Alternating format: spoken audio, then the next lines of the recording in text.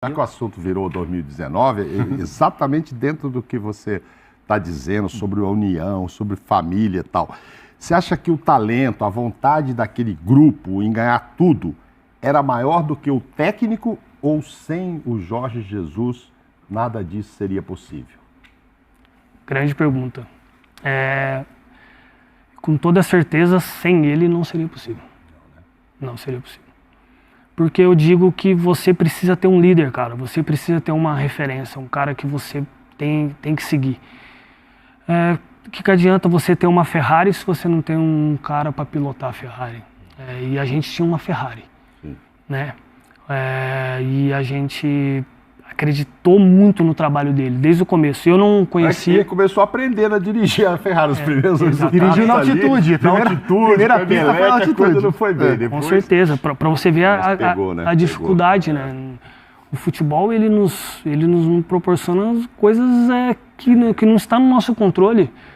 Por mais que você tenha um timaço de uma qualidade muito grande, você tem um treinador fora da realidade, como eu sempre falo, que ele para mim foi o melhor treinador que eu tive. Até você encaixar, até você ajustar, colocar as peças nos seus devidos lugares, né? Naquele momento, quando a gente perdeu o Emelec, o Rafinha estava de ponta, o Rodinei de lateral, então ele estava entendendo, o Gerson, se eu não me engano, estava de ponta, não estava jogando de segundo volante. Já perde o Diego naquele dia. Perde o Diego naquele dia, exatamente, que era o nosso líder junto com o Jorge, né? A nossa referência, o cara que ia nos ajudar e que ia nos direcionar. Então, tem toda essa questão, né? Mas, sem dúvida, sem ele nada seria possível. Ele foi um cara que nos direcionou. Eu queria saber o quanto você realmente esteve perto de ir para o Barcelona, e aí não foi, deu tudo certo indo para o Flamengo, maravilhosamente. Mas, ao não ir para o Barcelona, terminou ali também o seu sonho de jogar na Europa? E por que você não foi realmente? Foi exame médico, aquela história? Sim, então, o Flamengo ele entrou em contato comigo, na época foi até o Fabinho, soldado que hoje está no Corinthians, e eu sou muito grato a ele, porque aconteceu algumas coisas nesse meio do caminho e ele sempre foi muito firme e fez de tudo para que eu pudesse ir para o Flamengo. Mas a questão do Barcelona, eu fiquei esperando até o final, fiz os exames médicos, estava entre eu e um outro atleta, o Murillo, na época. E aí o treinador acabou optando pelo Murillo, por ele estar na liga, e eu tinha essa questão do Flamengo, e eu tinha comentado isso com o Fabinho na época. Eu falei, Fabinho, eu tenho uma possibilidade fora, não tinha aberto o que era, e eu vou esperar até o final, porque é o meu sonho, eu quero jogar na Europa, eu acho que é uma oportunidade, eu não sei se eu vou ter uma outra oportunidade depois. Então, eu espero que você entenda. E eles estavam numa negociação com o Dedé na época, né? Eu acho que o Abel, na época, ele tinha pedido o Dedé. E aí acabou não dando certo a questão do Barcelona, e eu liguei para ele na mesma hora, falei, aconteceu de não dar certo a questão da Europa, eu estou disposto a gente conversar. E foi só uma opção mesmo do Barcelona, não foi nada médico? Foi o que foi passado para mim. Porque na época falaram, ele foi lá e não foi aprovado. Não, porque eu nem cheguei a ir lá. Você fez aqui os exames? Eu fiz aqui os exames, e eu nem cheguei a ir até lá. Mas pode ter acontecido, não sei. Mas não... com 30 anos, dá tempo de jogar na Europa ainda, não dá? Ou você não alimenta mais esse sonho? Até dá, cara, mas assim, eu penso muito na realidade. Hoje o futebol, os meninos estão indo cada vez mais novos para a Europa, né? 16, 17, 18. Por quê? Eles querem formar o atleta. Ficou velho. Exatamente, eles querem formar o atleta lá, eles querem colocar a ideia deles. Né? Não um jogador com 30 anos já com várias manias, até ele, eu acho que tem muito esse processo. Eu acho que é muito mais difícil. Hoje você vê quase impossível você ver um atleta com 30 anos sair do Brasil para ir para a Europa. Eu tive a primeira minha lesão foi em 2008, cara. Eu tinha 15 anos de idade, né? E eu tive uma fratura de patela, bati joelho com joelho, e aí eu acabei fraturando a patela. Mas desde então eu nunca mais tinha tido dor nesse joelho, nada. No meio de 2020, quando o Domenech tinha acabado de chegar ali, eu tive um outro trauma na mesma região, um pouco mais medial, com o Michael. Eu estava levando a bola, fiz um movimento, ele escorregou e eu escorreguei. Os dois, no treino, os dois escorregou. Quando eu escorreguei, o joelho dele bateu na parte medial do meu joelho. E desde então começou a agudizar um pouco mais, um pouco de edema ósseo pelo trauma e tal. E ali foi aquela luta para recuperar, para ficar disponível para treinar, para jogar, sempre com muita dor. E a gente é valente, né? A gente quer sempre em cima da dor, quer... Naquele momento eu pensava muito nisso, sabe? Eu não quero parar, eu quero jogar, eu quero performar. E aí você vai acarretando uma lesão atrás da outra. Em vez de você parar, dar um descanso, recuperar, fortalecer, tirar essa dor, não. E eu fui, foi agravando. E aí chegou um momento que ficou muito difícil para mim, que foi no final da Libertadores. Eu cheguei àquela Libertadores perdida pro Palmeiras. Cheguei ali no limite do limite, cara. E o Renato foi um cara muito especial para mim, muito especial. Porque ele me ajudou muito e eu queria ter parado antes. E ele falou, não, eu preciso de você. Falei, Renato, eu não aguento mais, cara, eu preciso parar. E aí não parei. E ele começou a me colocar... me dar um descanso, às vezes eu não treinava, jogava e tal. Fui levando, fui até o final da Libertadores, eu já tinha avisado o pessoal do Flamengo que acabando a Libertadores eu ia parar, ia fazer todos os exames para ver o que tinha acontecido, se era um edema ósseo ali por causa da pancada, o que a gente poderia fazer para resolver isso. E aí foi quando... no final da temporada eu fiz uma artroscopia ali pra ver e tal, mas aí o que aconteceu? Eu peguei uma infecção. Aí foi brabo, né? Então, assim, algo que eu fiz pra resolver... Nada que tá ruim não pode piorar. Um sustaço. Coisa. Ficou internado umas 2 semanas, assim, né? Eu fiquei 13 dias, cara. 13 dias tomando antibiótico. E aí parar a carreira ali? Cara, assim, desesperador, né? Desesperador porque você tá diante de algo que você nunca passou, você não sabe como lidar. E aí... A gente, na época, ouvia previsões muito piores do que encerrar a carreira, né? Exatamente, muita gente... Coisa em cima da sua saúde. Exato, muita gente falando e tal. E foi bastante difícil para mim, porque foi um processo... como eu posso falar, mental, cara, muito difícil dentro do hospital. Você dentro do hospital ali, você não tá acostumado a isso, né? Então você começa a pensar um monte de besteira. Mas assim, passei por isso. Você chegou a pensar o quê? Desculpa te interromper. Pirral, você pensa até que você vai morrer, que você vai, né, às vezes prejudicar alguma coisa, uma infecção, claro. Amputar sua perna. Sim. Você começa a pensar em várias situações. Mas ali eu saí dali, as coisas começaram a melhorar, depois que eu saí da medicação, porque aí eu tive reação ao antibiótico. O antibiótico começou a me deixar com febre, rush cutâneo, que é manchas no corpo. Então vários sintomas. E isso aí todo ferrado. Todo ferrado. Essa história do São Paulo, o Plihal lembrou, não era um momento fácil, os jogadores da base sempre muito cobrados. Era uma época em que o São Paulo não ganhava campeonatos e o torcedor escolheu algumas caras como se fossem os rostos do fracasso. Sim. E você era uma dessas caras. E aí você sai do São Paulo e no ano seguinte você ganha o que você ganhou no Flamengo.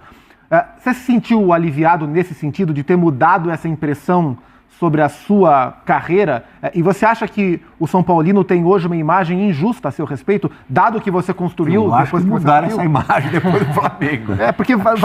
Até porque vários jogadores que estavam no São Paulo naquela época foram ganhar títulos em outros lugares. Não só você, vários outros. O Rodrigo, né? Historicamente caprichou. isso acontece, né? Historicamente. Acho que essa é uma imagem que é injusta a seu respeito?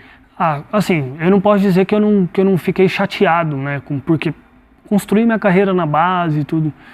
Lógico que ali a paixão que eu tenho pelo São Paulo, né, aquela questão de eu querer jogar no São Paulo, e eu realizei esse sonho e acabei construindo uma carreira ali dentro, e eu acabei sendo cobrado em alguns momentos excessivamente. Uhum.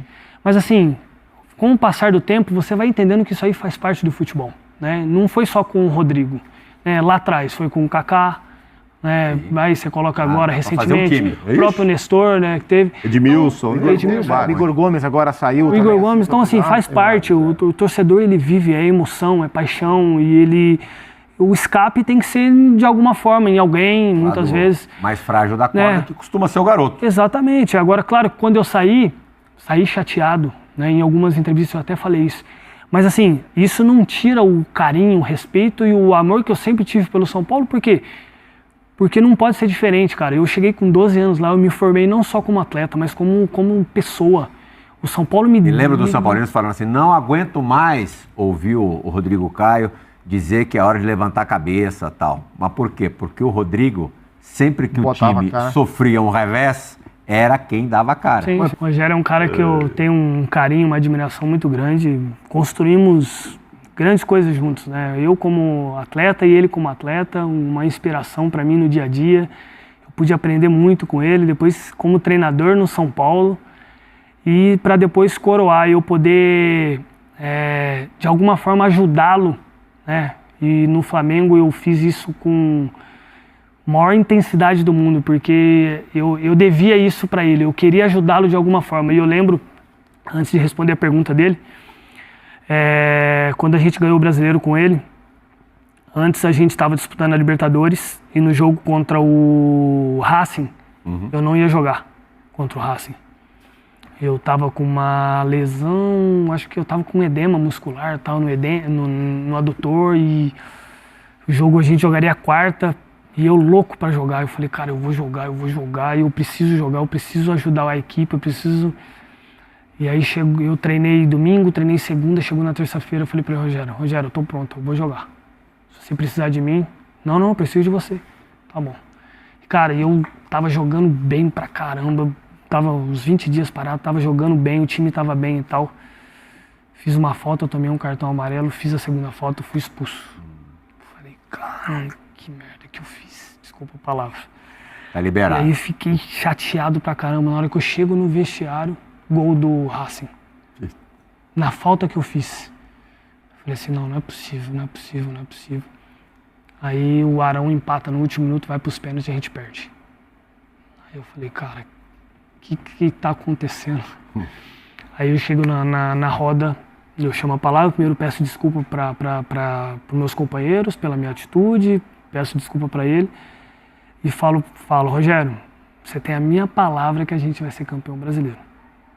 Depois você pode até perguntar para ele, você tem a minha palavra que a gente vai buscar, a gente estava 10 ou 12 pontos, eu acho, atrás. A gente vai ser campeão brasileiro, pode confiar. Aí falei pro Bruno e pro Marcos, pode confiar na gente que a gente vai buscar. E a gente começou. Fomos buscando. Fomos campeões brasileiros. Então ali foi um momento... Aliviou a barra. Cara, foi um momento que ali eu pensava nisso todos os dias. Eu falei, não, a gente tem que ganhar esse brasileiro, tem que ganhar por ele, pelo trabalho, pela nossa dedicação. E se a gente passa pelo Racing, a gente ia chegar de novo. Porque o time estava muito bem, estava muito consistente. Por incrível que pareça, quando o São Paulo ele chegou, eu tive um começo de ano difícil com o Vitor Pereira, que foi outro cara também que eu tenho um respeito muito grande, porque ele pegou ali no começo de 23 e pegou pro Mundial. Isso, começo de 23, e eu tava num processo de recuperação do ano de 2022, que eu tinha feito uma artroscopia. E eu estava ali no processo de adaptação do meu corpo, meu joelho respondendo ainda mais lento, e ele foi um cara que ele teve paciência e a gente teve até uma conversa bem sincera. Franca. Na semifinal do Mundial, ele não queria me levar para o banco, porque ainda não estava pronto. E ele perguntou para mim, você está pronto? Eu falei assim, não estou pronto. Não, mas então eu vou ter que colocar outro. Eu falei assim, não, professor, você não vai me pôr para jogar. Você tem 2 zagueiros no banco, você não vai me pôr para jogar. Então, não, mas aí eu vou colocar... Eu falei assim, não, professor, me leva, porque eu vou ser importante. Eu não vou entrar dentro. Se eu tivesse... A presença ali. Se eu tivesse 100%, você não ia me pôr da mesma forma. Claro. Porque tem 2 zagueiros na minha frente. Sim. E eu entendo isso. Eu entendo o processo. Mas quero estar no contexto. Eu quero estar ali porque eu vou ser importante, uma palavra, posso ajudar os defensores, posso ajudar até você. Então, ele falou assim, não, tá bom, deixa eu pensar. Aí ele pensou e tal, falou, não, você tá certo. Daí fui e tal, aí depois comecei a me sentir cada vez melhor e tal, comecei a jogar com ele, comecei a ir bem e tal. Aí ele saiu. Então, no momento que o São Paulo chega, era um dos momentos físicos melhores, assim, que eu tava me sentindo confortável para treinar, E aí eu falei, cara, eu vou ter oportunidade, é um estilo que ele gosta de jogar, de zagueiro que joga e tal, vou ter uma oportunidade. No primeiro jogo dele contra o Nublense, ele me colocou 20 minutos, entrei, não peguei muito na bola, mas confortável. Falei, cara, vou começar a ter oportunidade. Aí jogamos no Sul contra o Inter, o jogo das 11 horas da manhã. O Léo sentiu um desconforto, eu entrei 5 minutos, então eu falei, vou ter oportunidade. E a partir dali nunca mais, cara, nunca mais joguei. Tive alguns papos bem francos com ele, conversei, perguntei em algum momento assim o que eu poderia fazer para me ajudar. Ele falou, vamos fazer alguns trabalhos específicos, acho que você tem que melhorar nisso, naquilo. Eu falei assim, vamos embora. E aí tive uma conversa bem franca com ele, que essa foi o último papo que a gente teve. Eu fui bem claro, eu falei assim, cara, você tentou me levar para o Sevilha em 2016. Eu estava na Olimpíadas, você me ligou, você tinha acabado de levar o Ganso, você me ligou. E eu fiz de tudo para ir. Não deu certo, o São Paulo não me liberou na época. Eles ofereceram uma quantia, o São Paulo não me liberou. E eu tinha muita vontade de ir. Não deu certo. Ele falou assim, eu lembro e tal. Eu tenho certeza que você está olhando o Rodrigo de 2023 é totalmente diferente do Rodrigo de 2016. As lesões, elas me machucaram bastante. Em 2016, muitas qualidades que eu tinha que eu não precisava usar. Por quê? Porque as valências que eu tinha em 2016, elas de alguma forma, algumas outras eu deixava de lado. E também eu não tinha o entendimento tático, a organização, saber jogar, inteligente, orientação, de poder fazer algumas coisas. Então eu jogava muito mais na força, muito mais na intuição. E eu tinha muito disso, E eu me sobressaía muito nisso também. Mas eu tenho certeza que se eu tivesse o que eu tenho hoje, eu seria um jogador muito mais completo. Então, hoje, o posicionamento, orientar o meu companheiro, de poder dar isso para a equipe, eu acredito que eu tenho e tenho muito. E isso é o que você pede, o zagueiro jogar adiantado, pressionando, jogar em linha alta. Eu não tenho mais a velocidade que eu tinha em 2016. E as lesões, elas me tiraram um pouco disso. Eu entendo. Mas eu aprendi de alguma forma a fazer com que as minhas qualidades hoje, elas sobrepõem aquilo. Ele queria sabedoria. Exatamente, e isso acontece com todo tipo de jogador. Quando o jogador começa a ficar velho, o que acontece? A primeira coisa que ele perde é a potência. Encurtar caminhos. Exatamente. Então, se você me dá uma oportunidade, eu vou poder mostrar isso. Não, isso, aquilo e tal, mas eu nunca vou te pedir. Eu falei assim, nunca vou te pedir, porque você está me vendo treinar todo dia, e eu sou o que mais treino. Eu e o Pablo, na época. O Pablo também não jogava. Você vê como a gente se dedica. Nunca abri a boca, nunca saí de um treino, nunca perdi um treino. Não tenho o que eu falar de você, puta profissional. Você abriu a boca quando ele foi embora, você falou, graças a Deus. Também, isso aí com certeza. Mas assim, uma coisa que até hoje eu não sei, cara. E a minha relação com ele sempre foi boa. Assim, tratamos sempre cordialmente, sempre falamos e tal. A gente até brincava, eu brincava com ele e tal, porque eu não levava pro outro lado, não. Eu ia lá e eu trabalhava. Eu falava, não, eu vou vencer ele na canseira. Porque eu vou chegar aqui todo dia, eu vou trabalhar. Uma hora ele vai ter que me pôr. E não me colocou, cara. Não me colocou. Foi uma pena. Porque assim, eu me sentia preparado para jogar e para ajudar ele. Isso que foi eu ia ajudá-lo. Pô, tem um jogo contra o Cuiabá, cara. A gente jogava na quinta-feira contra o Olímpia, que foi o jogo que a gente saiu. O Davi estava voltando de lesão. Eu falei, cara, vai jogar eu e o Pablo. O Pablo já ia jogar. Ele ia poupar o Fabrício e o Davi estava voltando de lesão. Eu falei, cara, ele vai colocar eu e o Pablo. Os dois que ele não queria, ele vai ter que pôr. Porque o Davi estava voltando de lesão. E assim, natural, né, cara? Pô, poupa o Davi para ele chegar bem na quinta-feira. Não, ele colocou o Davi para jogar. A gente acabou perdendo esse jogo de 3-0. Por um lado eu falei, pô, que bom que eu não joguei, mas por outro lado eu pensei, não, se eu jogasse poderia ser diferente. É isso aí, torcedor do Flamengo. Quero aqui te pedir para você deixar o like, também se inscrever em nosso canal, ativa aí os sininhos das notificações para você receber todo o conteúdo que a gente posta aqui todos os dias com informações do Flamengo, tudo que acontece aí na mídia esportiva, falando o Mengão. Se você gosta, se você consome este tipo de conteúdo, se inscreva e não se esqueça de ativar os sininhos das notificações para você receber todo o conteúdo. Vamos para mais informações aqui do Flamengo, direto do GE. Radar dos emprestados.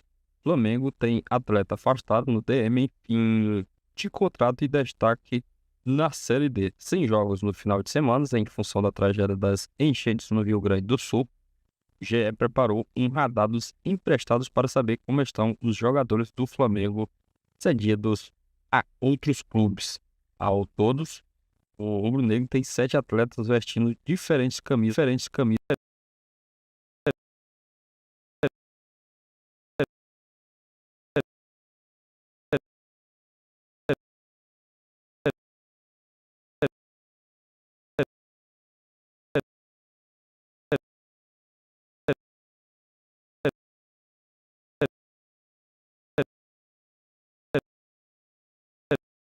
Porém, o zagueiro teve uma nova lesão na coxa esquerda no jogo, ficou em campo por apenas 28 minutos e está fora de combate desde então. O outro é o Peterson, quem também está sem jogar, mas por outro motivo.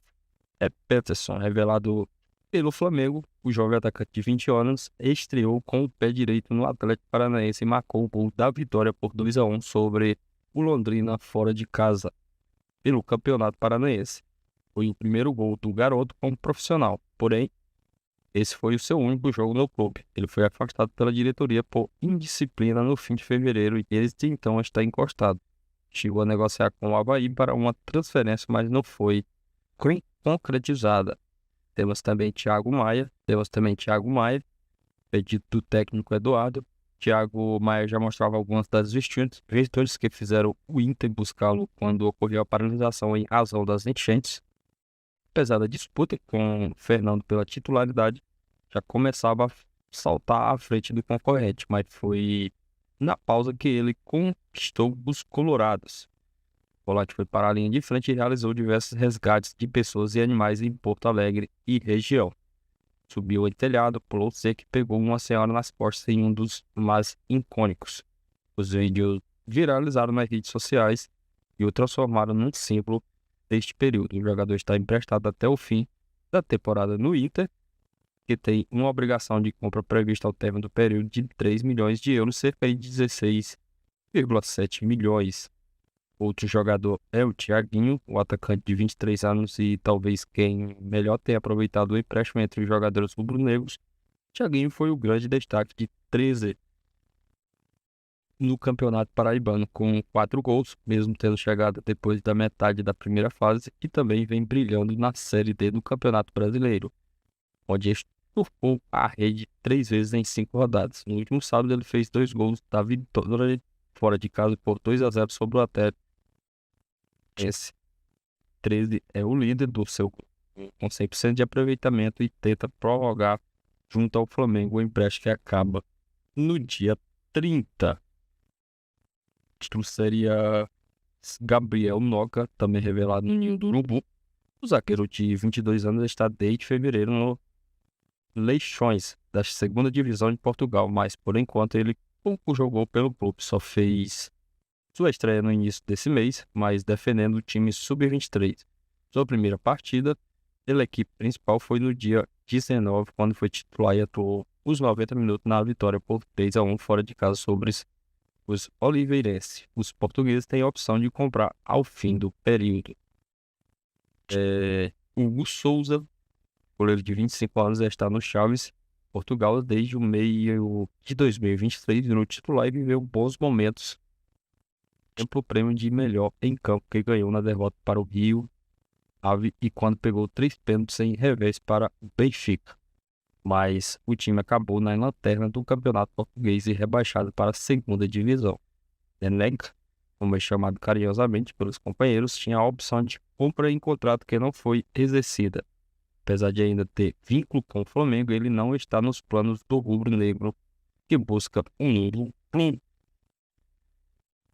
Temos também o André, que é do Ninho do Urubu. O atacante de 22 anos está desde o mês de 2023 no Estrela Amadora, também de Portugal. E André aproveitou bem a chance. Jogou 27 das 34 rodadas do Campeonato Português. Marcou 4 gols e ajudou o clube a terminar em 14º lugar, fora da zona de rebaixamento. Ele agradou tanto os portugueses que devem exercer a opção de compra prevista ao final do contrato, no valor de 600 mil euros, cerca de 3,3 milhões de reais. É isso aí, torcedor do Flamengo. Muito obrigado a você que nos acompanha aqui todos os dias. inscreva no canal, deixe o like e até o próximo vídeo.